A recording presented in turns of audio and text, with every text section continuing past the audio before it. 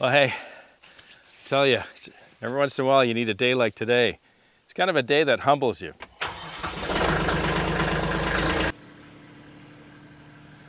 Welcome back to GP Outdoors. It's early, but it's absolutely gorgeous outside. As you can see, Mother Nature's doing her thing. The forest is changing color. It's absolutely stunning. And I thought we were just about finished firewood. In fact, I think we have just less than one row left to fill in the woodshed at Guy's place. And so I figured for sure we'd be done this week, but it never fails. Husky Bob just let us know that he'd like to get at least another 2 bush cord in of maple and ash. So we've got some trees we've got to gather for that. A good friend of Guy's needs, I think, about 25 basswood boards milled on his mill. So we've got to grab some basswood trees for that. And then of course, another neighbor needs some canted logs. I think about 12 or 15 of them made out of ash. So we've got no more trees on the ground. It means we're felling trees today. However, the big challenge for me is, although it's beautiful outside, it's supposed to be reasonably warm. We're also supposed to get some winds kicking up to about 37, 40 kilometers an hour today. And when you're still learning how to fell trees, I wouldn't recommend doing it in the wind. So we're gonna get out early before the winds kick up, see what we can get to the ground, and stop if the winds start to pick up too well. You know, it's always a little bit challenging in the forest because what you see down here at this level with wind is not necessarily what's going on up there in the canopy. And you have to keep your eyes up. So that's one thing I'm gonna focus on this morning. The second thing I'm gonna focus on for felling is I'm gonna try some advice that so many of you have given me over a while. As you know, I tend to have a trouble keeping my saw level. So a number of you have suggested that if I just do a quick score line on the tree and then step back and take a look at that score line, that'll give me an opportunity to correct before I actually go in for my cuts. So I'm gonna give that a shot today and we'll see how well it works. I hope you guys will stick around. Enjoy the forest, it's absolutely stunning. And I'll see you at the end of the video. Cheers.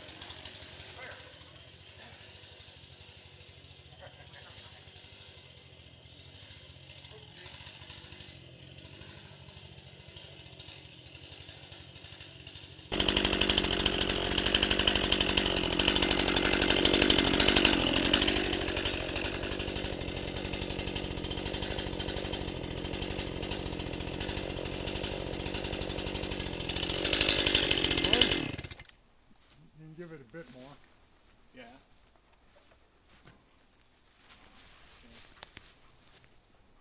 Turn up the middle. Yeah.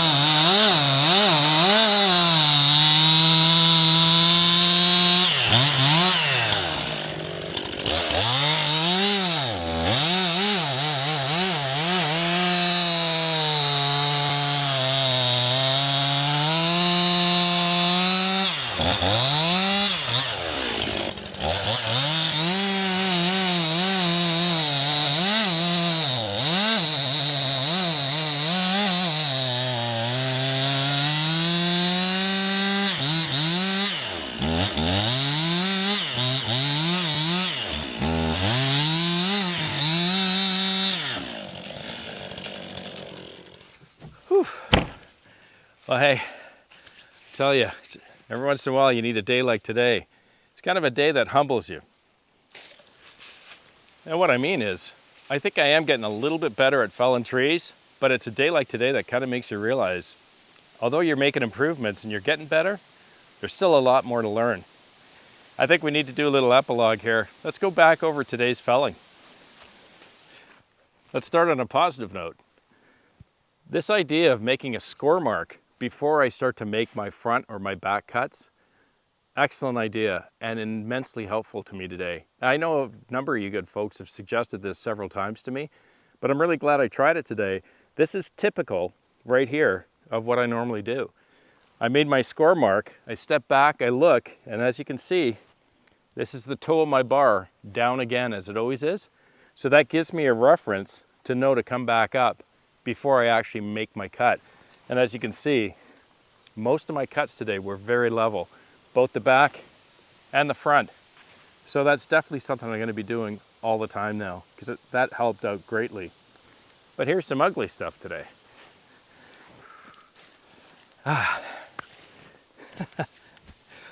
Remember this guy? Let's take a look back. They wanted the wood out of this one, specifically for canting. So I had to cut above, pretty much at around my chest or my shoulder level, which is a little high for me. But that wasn't the worst part.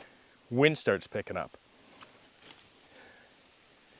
You can see, using that score method, I had reasonably nice level cuts. But what happened was, I should be felling it that way. Guy signaled me with his hands and his arms, and he identified that the wind was swinging the top of the tree this way. And you guys saw what happened. I didn't have a whole lot of wood here. She started to spin. You'll see my hinge is not very even. Had a little holding here. The wind took that tree. She started to foam, twisted, and fell right there. In other words, sideways and slightly backwards. So nobody injured, but it just kind of wakes you up to realize that when that wind starts swinging, you have to keep looking up, because that's why I always have Husky Bob or Guy close by within my eye, because I looked up and I saw he was telling me the wind was swinging the other direction. And then when she started to fall, she just did that big twist, and she should have went that way. She went that way. It's the long one down on the ground underneath. Let's take a look at the next one. This guy here, you remember this guy? Immediately hung up in the maple right beside it. And the interesting thing is, all three of us said it was going to get hung up. And of course it did. But a couple of things to think about, I guess. You know, next time we need to plan. If we know it's going to get hung up, then we should have just taken that maple out, because we need the firewood anyways. And we should have removed it first, so that I could have cleared the way for this tree to fall properly. It did go in the direction I wanted it to go. But if you remember, it hung there. I ended up turning off the cameras to go get the tractor, because we're going to throw a cable on it. And in the time that I walked down, I'd say about 15 to 20 minutes, all of a sudden we hear all this cracking, and the tree finally gets unhung by itself with the wind, swinging the trees back and forth. And after about 15 to 20 minutes, it fell on its own. And that kind of reminded me again that as Guy has told me many times, you can't turn your back on the tree, and you never know when it's going to give and fall when it's hung. And especially when the wind starts to kick up and those canopies start swinging, gives it an opportunity to free itself and fall. Anyways, once again, we were all down by the tractors. The dog was with us, so no injury. But, again, one of those humbling moments you just have to remember. The last 4 trees fell roughly or generally where I wanted them to fall. But I made sure that we tried to read the tree, especially with the wind, and we had to wait because the wind was slowly picking up, and we probably should have called it quits right there.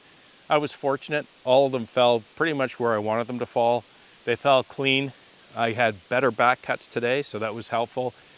But as you can see or you can hear, the wind has really kicked up, and we probably should have stopped on that second last or that third last tree today.